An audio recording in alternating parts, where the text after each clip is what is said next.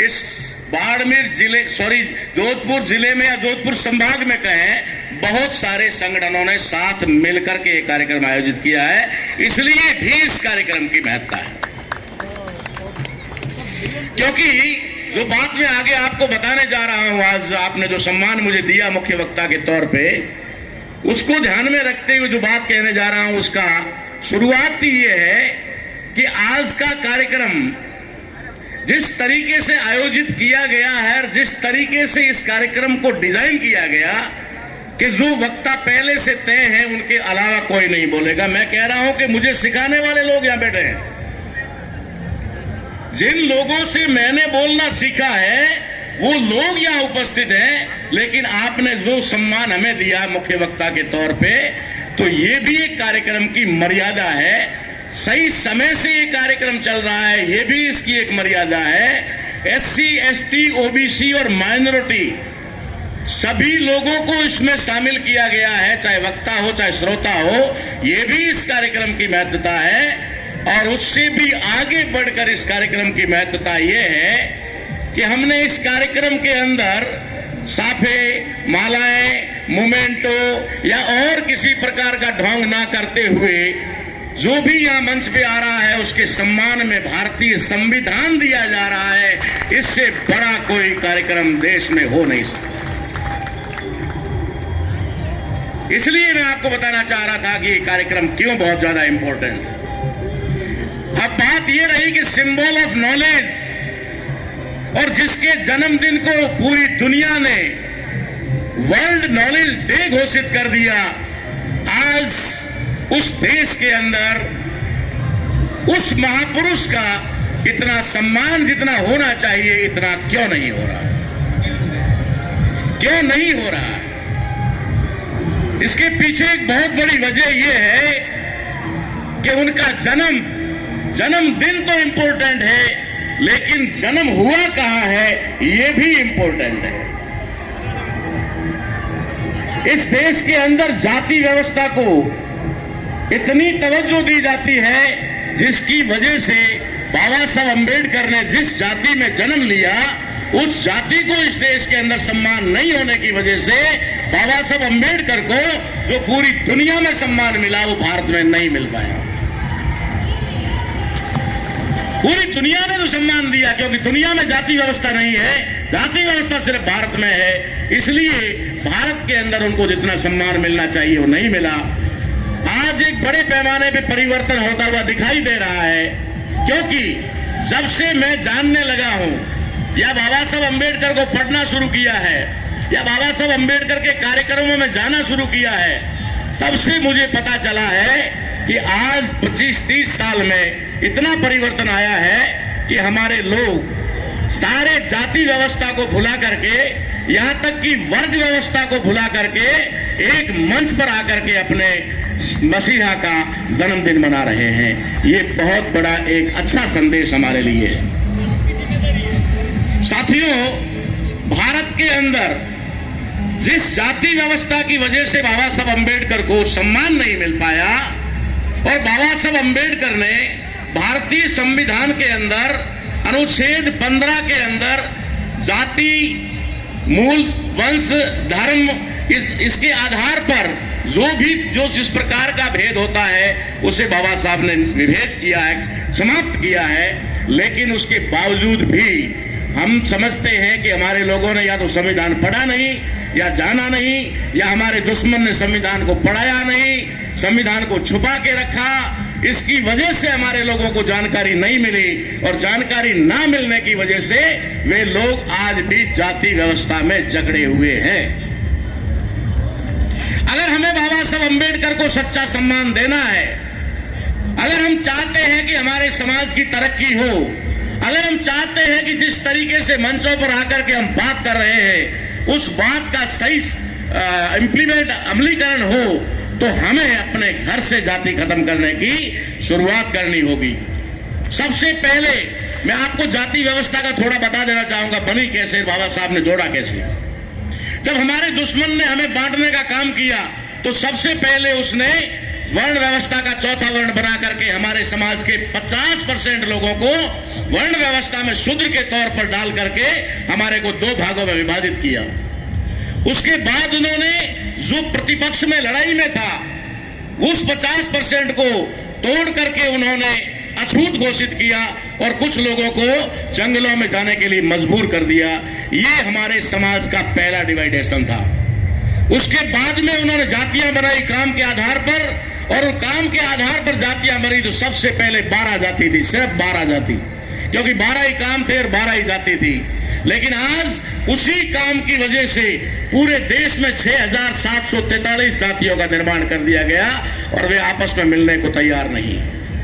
बाबा साहब अंबेडकर ने जाति को समाप्त करने का जो कार्यक्रम किया उसके अंदर उन्होंने जैसा दुश्मन ने तोड़ा वैसे ही जोड़ने का कार्यक्रम किया। उन्होंने 1848 जाति के लोग, जिसे कभी उन्होंने अपनी वर्ण व्यवस्था के तहत अछूत घोषित किया, वर्ण व्यवस्था से बाहर घोषित किया, जिसे बाबा साहब अंबेडकर ने आउटकास्ट कहा, उन लोगों को बाबा साहब ने सूचीबद्ध किया और आगे चल करके 1848 जातियों को, जो 1848 जातियां हैं, उनको एक पहचान मिली, शेड्यूल्ड कास्ट यानी SC। एक पहचान, जैसे दुश्मन ने तोड़ा वैसे ही बाबा साहब ने तोड़ा। 1848 जातियां और एक पहचान शेड्यूल्ड कास्ट, 1152 जातियां और एक पहचान शेड्यूल्ड ट्राइब, और 3743 जातियां और एक पहचान अदर बैकवर्ड क्लास। शायद हम इस चीज को समझ गए होते तो आज जाति से हट करके हम लोग वर्गों तक आते, और वर्गों पर आने के बाद में तीनों वर्ग आरक्षित वर्ग हैं, इसका मतलब है कि हम एकजुट हो जाते। लेकिन दुश्मन भी इतना आसान काम है जो वो होने नहीं देगा, वो भी अपना काम करता रहता है, इसलिए उसने हमें तोड़ने का प्रयास जारी रखा। संवैधानिक तौर पे आज वो जाति में हमें नहीं बांट सकता, जाति का खुला मंच पर जाकर ये नहीं कह सकता कि तुम्हें अपनी अपनी जाति में रहना चाहिए, इसलिए उसने नया हमें तोड़ने का नया फॉर्मूला बनाया, और वो फॉर्मूला है संगठन। हमारे समाज में 6743 जातियां हुआ करती थी, आज उसी वर्ग में 6743 जातियों के वर्ग में कम से कम 25 लाख संगठन बन चुके हैं, 25 लाख पूरे भारत के अंदर। और कोई भी 2 संगठन मिलकर एक जगह आने को तैयार नहीं है, कोई 2 संगठन मिलकर के लड़ाई लड़ने को तैयार नहीं है। मैं आप लोगों को और इस आयोजन समिति को धन्यवाद देना चाहता हूं कि आपने इतने सारे संगठनों को एक जगह लाकर के संयुक्त कार्यक्रम रखा। शायद ये बहुत बड़ा संदेश हमारे लिए है कि अब जो हमने दुश्मन ने हमें जातियों में बांटने की बजाय संगठनों में बांटा है, अब हमारे संगठनों का भी एकीकरण होगा, हमारे संगठन भी एक जगह पर आएंगे। इससे आगे दुश्मन ने जो रणनीति बनाई है, हमारे लोगों को राजनीतिक पार्टियों में यानी कि राजनीतिक दलों के अंदर बांटने का जो काम किया है, तो अगला कदम हमारा यह भी होगा, अगर हम संगठनों में विभाजित हैं और संगठनों को एक जगह पर ले आते हैं, सारे संगठन एक हो जाते हैं, तो पॉलिटिकल रास्ते भी खुल जाएंगे और वहां पर भी जो हमारा बंटवारा है वो बहुत जल्दी सॉल्व हो जाएगा। इसलिए इस कार्यक्रम को मैं बहुत इंपॉर्टेंट मानता हूं, और मैंने सर से कहा कि मैं आऊंगा, पक्का आऊंगा, चाहे किसी भी, अभी मेरी 4 बजे ट्रेन है, लेकिन फिर भी मैंने कहा मैं 4 बजे से पहले आपके यहाँ उपस्थिति दूंगा। तो साथियों, आज हम विश्व गुरु का जन्मदिन मनाने जा रहे हैं। ये लोग कभी कभी कहते हैं ना कि भारत को विश्व गुरु बनाना है। मैं उन गधों को कहना चाहता हूं कि भारत विश्व गुरु था, विश्व गुरु है और विश्व गुरु रहेगा। कोई दुनिया की ताकत उसे नीचे नहीं उतार सकती। खाली जोश में बोलने के लिए नहीं कह रहा हूं, साबित करके बताता हूं, साबित करके बताता हूं कि जो गधे कहते हैं कि देश को विश्व गुरु बनाएंगे, वो पूरी दुनिया में जाकर के बुद्ध का नाम लेते हैं, पूरी दुनिया में जाकर के बुद्ध का नाम लेते हैं, बुद्ध का नाम लेते हैं। इसका मतलब बुद्ध का संबंध भारत से है, और भारत से बुद्ध का संबंध है तो भारत विश्व गुरु है। दूसरी भारत की पहचान, बुद्ध की बात करूं जिसकी दुनिया की पहचान है, और भारत की पहचान बुद्ध से कैसे है। भारत का जो राष्ट्रीय ध्वज है, जिसे ये बदमाश लोग तिरंगा झंडा कहते हैं, तिरंगा कहकर उसका अपमान करते हैं, उनको ये नहीं पता कि चौथा जो धम्म चक्र है उसके बिना ये ध्वज पूरा नहीं होता। धम्म चक्र के बिना भारत का ध्वज अधूरा है, तो फिर कैसे भारत विश्व गुरु नहीं है जिस बुद्ध को विश्व ने माना हुआ है। दूसरा, जिससे ये सरकारें चलती है, जिससे ये मंत्रियों की लेटर पैड छपती है, जिससे IAS IPS के विजिटिंग कार्ड छपते हैं, ऐसा अशोक स्तंभ जो इस देश का संचालन करता है, ये इस देश के उस पुरखे सम्राट अशोक महान का स्तंभ है। कैसे विश्व गुरु नहीं है भारत? कैसे कह सकते हो कि भारत विश्व गुरु नहीं है, और कैसे और की मुंह से कह रहे हो कि हम विश्व गुरु बनाएंगे? तीसरा पहचान, इस देश का भारतीय संविधान जो आज यहां पर प्रत्येक डिग्निटीज को दिया जा रहा है, ये भारत का संविधान जिससे भारत की पहचान ही नहीं, भारत देश चलता है, भारत देश के चारों पिलर चलते हैं। इस भारत के संविधान को दुनिया के 70 लोगों ने ले जाकर के अपना संविधान बनाया है। भारतीय संविधान को ले जाकर 70 देशों ने अब तक भारत के संविधान के आधार पर अपना संविधान बनाया है। कैसे विश्व गुरु नहीं है भारत? उस बाबा साहब अंबेडकर जिस शिल्पकार रहे जिस संविधान के, उस संविधान को दुनिया सलाम करती है, और नेल्सन मंडेला जैसा व्यक्ति कहता है कि भारत से अगर ले जाने के लायक कोई चीज है तो वो सिर्फ भारतीय संविधान है। इसलिए साथियों, हमें समझना होगा कि भारत विश्व गुरु था, है और रहेगा। ये लोग हमें मूर्ख बनाने की बात कर रहे हैं, ये भारत को 2000 वर्ष पीछे ले जाने की बात कर रहे हैं। ये लोग कहते हैं कि हम भारत को 2000 वर्ष पीछे ले जाएंगे, अर्थात जहां से वर्ण व्यवस्था की शुरुआत हुई, जहां से वर्ण व्यवस्था बनी, जहां से चातुर्वर्णी व्यवस्था लागू हुई, देश को ठीक वहां पर ले जाना चाहते हैं।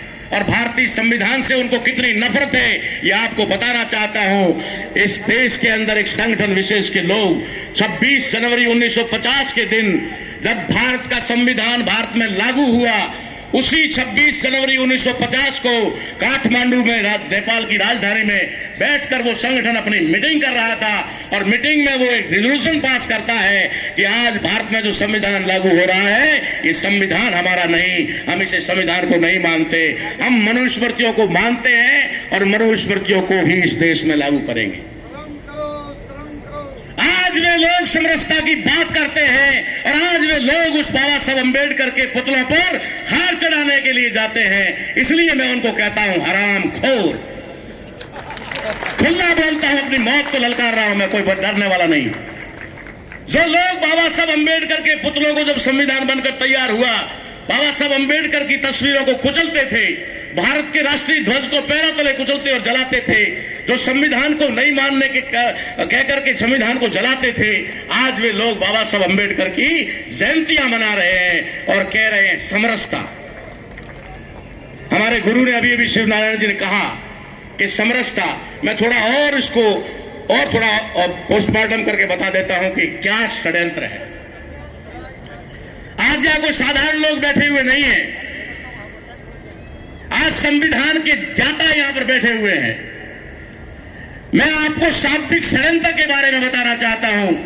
हमारा दुश्मन सबसे ज्यादा षड्यंत्र करता है तो शब्दों में करता है, शब्दों में करता है।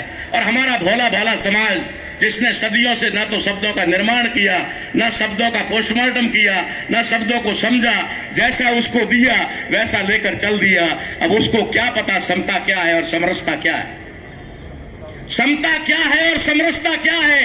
आज मैं इस मंच से आपको बताना चाहता हूं, हम समता की बात करते हैं, हमारा संविधान समता की बात कर रहा है, हमारा तथागत बुद्ध समता की बात करता है, अशोका समता की बात करता है, बाबा साहब अंबेडकर समता की बात करते हैं, और ये समरसता की बात करते हैं। अगर ये दोनों एक ही शब्द है, अगर ये कहते हैं कि दोनों एक ही शब्द है, कोई फर्क नहीं है, तो मैं मानने के लिए तैयार हूं।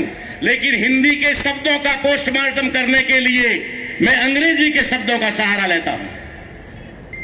जब तक अंग्रेजी के शब्दों का सहारा नहीं लेंगे, हिंदी के शब्दों का षड्यंत्र आप समझ नहीं पाएंगे। अब आप कहेंगे समता और समरसता में क्या अंतर है, तो अंग्रेजी में उन वर्डों को देखिए। एक वर्ड जो है समरसता, उसका अंग्रेजी में वर्ड है सिमिलरिटी, सिमिलरिटी। और एक शब्द है समानता, जिसका अंग्रेजी में है इक्विलिटी।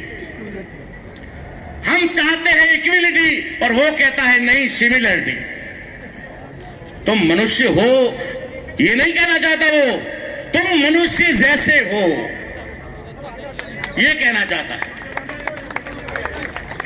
समानता और समरसता में क्या अंतर है?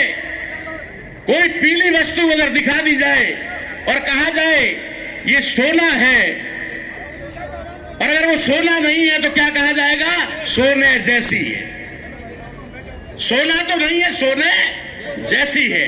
तो क्या सोने जैसी दिखती है, सोने जैसी है तो सोना है?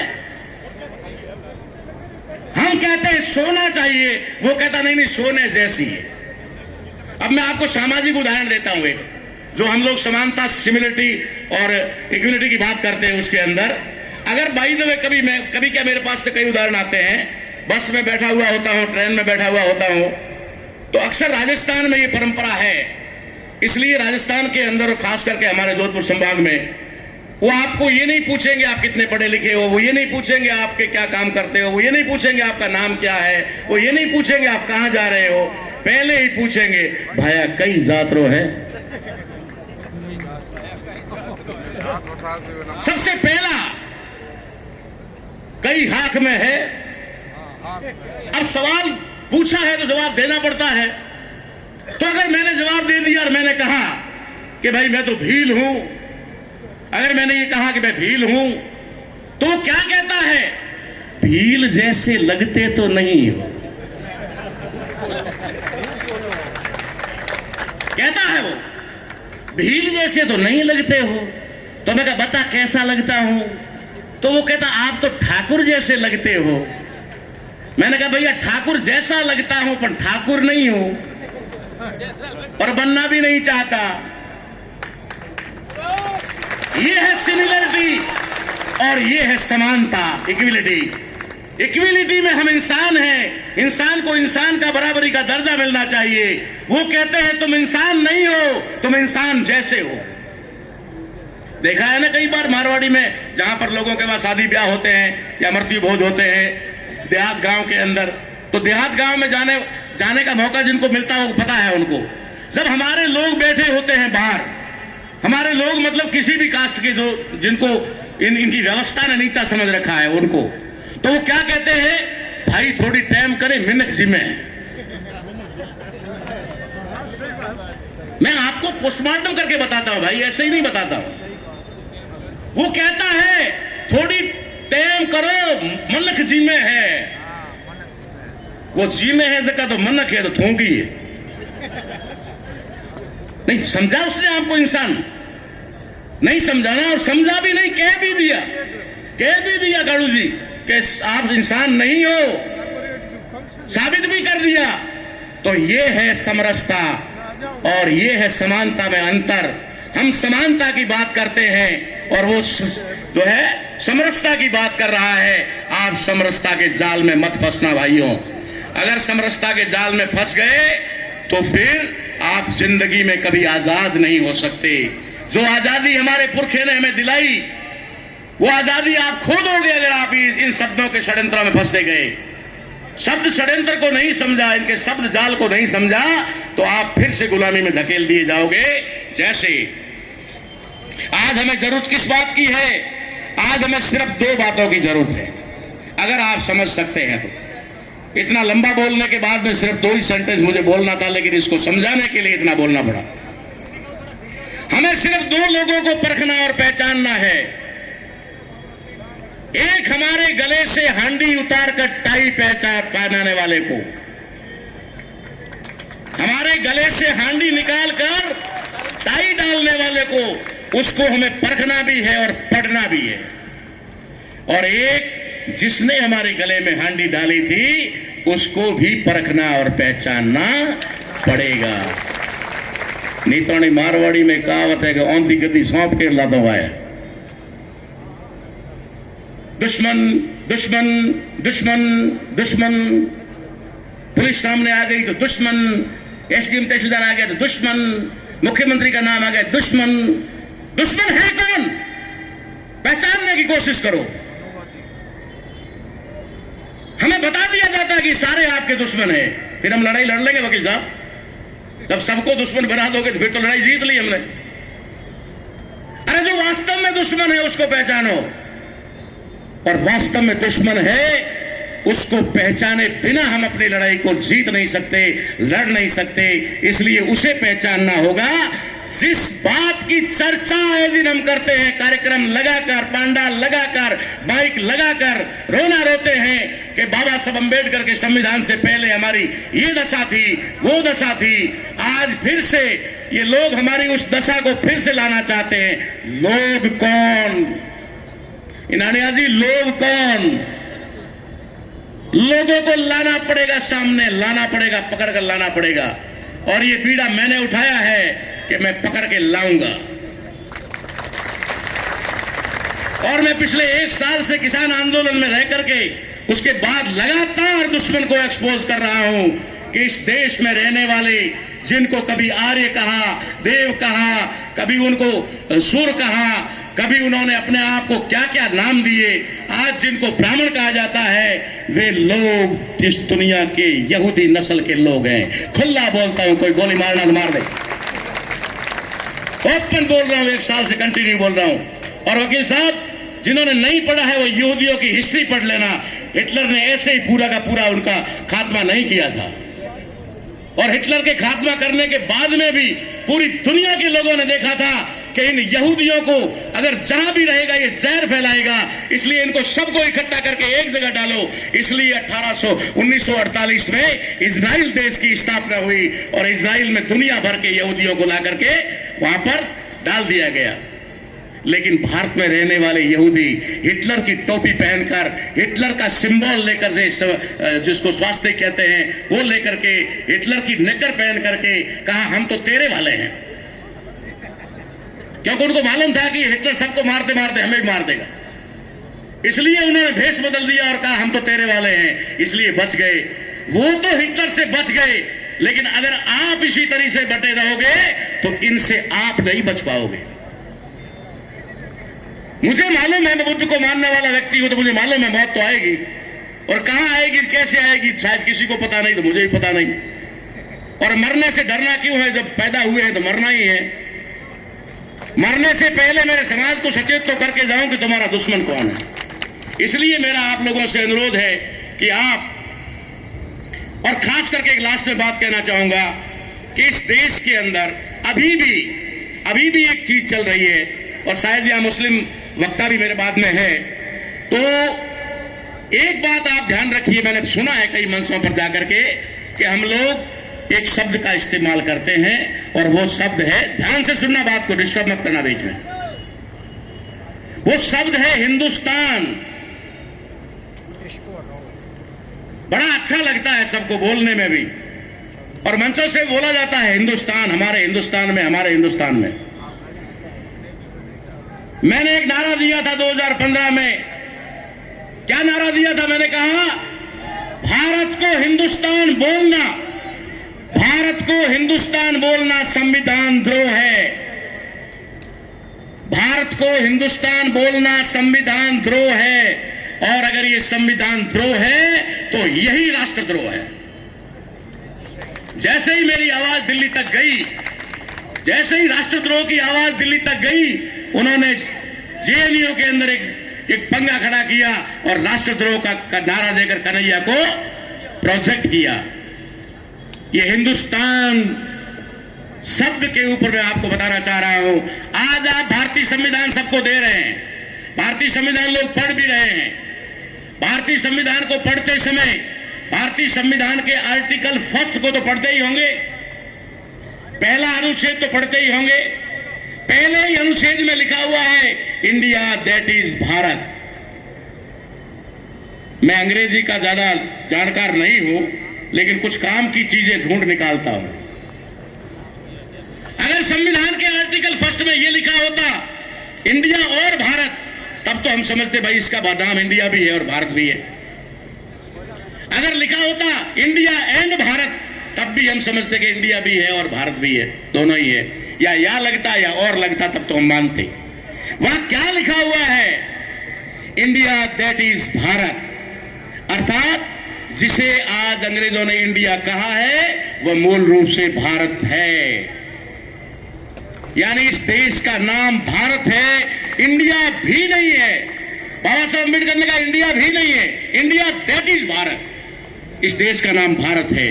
और यहां प्रधानमंत्री या सुप्रीम कोर्ट के जजेज, चीफ जस्टिस ऑफ इंडिया, पता नहीं कौन कौन लोग बोलते रहते हैं हिंदुस्तान हिंदुस्तान हिंदुस्तान। मुझे एक आईपीएस अधिकारी रामलीला मैदान के परमिशन के लिए मैं गया, तो वहां के डीसीपी ने मुझे कहा कि भारत में संविधान कैसे लागू नहीं है, आप साबित करके बताओ। आप संविधान बचाओ और लागू करो का नारा लेकर रामलीला मैदान पे कार्यक्रम करने जा रहे हो, तो बताओ कैसे साबित नहीं है। मैं कहा बुरा तो नहीं मानोगे? बोला क्यों मानूंगा बुरा? मैं कहा भाई तुम तो डीसीपी हो और कमिश्नरेट के हो, तुम्हें तो किसी मजिस्ट्रेट की जरूरत नहीं है, यही क्या उठा के अंदर डाल दोगे मेरे को?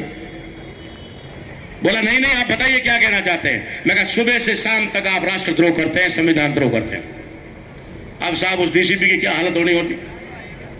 मैंने कहा आप सुबह से शाम तक एक नहीं 20 बार संविधान द्रोह करते हो और कहते हो संविधान लागू है, तो बताओ। बोला कैसे? मैं संविधान द्रोह करता हूं? मैं संविधान के रक्षा के लिए ड्रेस पहना, वर्दी पहना है, और आप मेरे ऊपर आरोप लगा रहे हो। थोड़ा सा गर्म हो गए। मैंने कहा था ना थोड़ा धैर्य रखना। फिर उन्होंने कहा बताओ, साबित करके बताओ। मैंने कहा आप सुबह से शाम तक जब भी आपका कोई सीनियर ऑफिसर आता है तो खड़े होकर के सैल्यूट करके क्या बोलते हो? बोला जय हिंद। जब आपका कोई अधीनस्थ अधिकारी आता है वो आपसे क्या बोलता है? जय हिंद। फिर आप जवाब में क्या बोलते हो? बोला जय हिंद। मगर देश दुनिया में कहां है बताओ? हिंद नाम का देश दुनिया में कहां है? कोई मुझे बता दे। यूएनओ में जो लिस्ट बनी हुई है 250 से 280 देशों की, उसके अंदर कितने नंबर पे हिंदुस्तान नाम का देश है? कोई बता दे मुझे। भारत के संविधान में हिंदुस्तान नाम का जिक्र कहां है? कोई बता दे मुझे। पूरी धरती पर घूम करके कोई हिंदुस्तान या हिंद नाम का देश बता दे मुझे। मैं कोई भी सजा नहीं, फांसी की सजा के तैयार हूं। कमिश्नर साहब को मानना पड़ा। बोला बात तो सही है, फिर हमें क्या बोलना चाहिए? मैंने कहा हम भी बोलते हैं। बोला क्या बोलते हो? मैं जय भारत। अभी मैं नेपाल में गया तो नेपाल की पुलिस जो प्रहरी कही जाती है, नेपाल प्रहरी, वो आपस में सैल्यूट करते हैं और बोलते हैं जय नेपाल। जो हमारे से अलग हुआ छोटा सा देश, वो बोलते हैं जय नेपाल। हम भारत में रहने वाले, भारतीय संविधान को मानने वाले, भारतीय संविधान की व्याख्या और गुणगान करने वाले अपने ही देश को हिंदुस्तान कहते हैं, जो कहीं पर भी। तो ये चीज मैं आपको बताना चाहता था कि हिंदुस्तान, एक मुस्लिम सम्मेलन में मैं गया तो वहां पर तकरीर में आने वाले लोग जो बड़े अच्छे बोलते हैं, मुस्लिम लोग तो बहुत ज्यादा उर्दू शब्द इस्तेमाल करते हुए लोगों को प्रभावित करते हैं, तो वह हर वक्त आ रहा था अपने स्पीच में 10-20 बार हिंदुस्तान हिंदुस्तान हिंदुस्तान बोल रहा था। जब मेरे को बोलने का मौका आया तो मैंने कहा मान्यवर आप सभी लोग यहाँ बैठे हुए हैं और मैं समझता हूं कि शुक्र है कि अभी तक ये देश भारत है। शुक्र है कि ये देश अभी तक भारत है और भारत में भारत का संविधान लागू है। उसके बावजूद भी तलवार तुम्हारे ऊपर लटकी हुई है, कब गिर जाए, कब आपकी गर्दन कट जाए, कोई भरोसा नहीं है। जरा कल्पना करके देखो, अगर ये देश हिंदुस्तान हो गया तो तुम्हारा हाल क्या होने वाला। अभी तो भारत है ना वकील साहब, अभी तो भारत है और भारत का संविधान लागू है। उसके बावजूद भी यहाँ पर मुस्लिमों का और हमारे ये जो SC ST OBC के बहुजन के समाज के लोग हैं, उनकी इतनी भयंकर दुर्दशा है। तो अगर ये देश कल्पना करो हिंदुस्तान हो गया तो क्या होगा। अब मैं हिंदुस्तान की एक लाइन आपको बताना चाहता हूं। ये हिंदुस्तान नहीं बनाना चाहते, ये हिंदुस्तान नहीं बनाना चाहते, ये भी मैं दावे के साथ कहता हूं, क्योंकि कई हिंदू लोग राजी हो जाते हैं कि हिंदुस्तान बनेगा तो हमारा बनेगा। मैंने शब्दों का पोस्टमार्टम करके निकाला है कि ये हिंदुस्तान नहीं बनाना चाहते, ये यहूदिस्तान बनाना चाहते हैं। वे इस देश को यहूदिस्तान बनाना चाहते हैं, क्योंकि जब हिंदुस्तान बनेगा नाम मात्र का, तो जो संविधान लागू होगा वो संपूर्ण संविधान ब्राह्मणों का संविधान होगा, संपूर्ण साम्राज्य ब्राह्मणों का स्थापित होगा और ब्राह्मण ही यहूदी है, तो यहूदिस्तान हो गया ना। अब काहे को ओबीसी वाले राजी हो रहे हैं कि हिंदुस्तान बनेगा, हिंदुस्तान बनेगा, हमारा राज आएगा। काहे को तुम्हारा राज आएगा, वो तो यहूदिस्तान बनने जा रहा है। तो हमें बचाना होगा इस देश को यहूदिस्तान बनने से, हमें इस देश को भारत रखना होगा और भारत की पहचान दुनिया में है तो हमें भारत ही बनाए रखना है। आप सभी लोग इस चीज को गंभीरता से लेते हुए इस देश को भारत बनाए रखेंगे। भारत बनाए रखने के लिए जो संविधान आज आपको यहाँ भेंट किया जा रहा है उस संविधान की रक्षा करोगे, रक्षा करने की कसम उठाओगे, शपथ लोगे, संकल्प लोगे। ऐसी उम्मीद और आशा के साथ मैं अपने वाणी को विराम देता हूँ। आप सभी का आभार कि आपने मुझे इतना सम्मान दिया, मेरे बहुत वरिष्ठ लोगों ने भी मुझे इतनी इज्जत दी। आप सभी का बहुत बहुत धन्यवाद।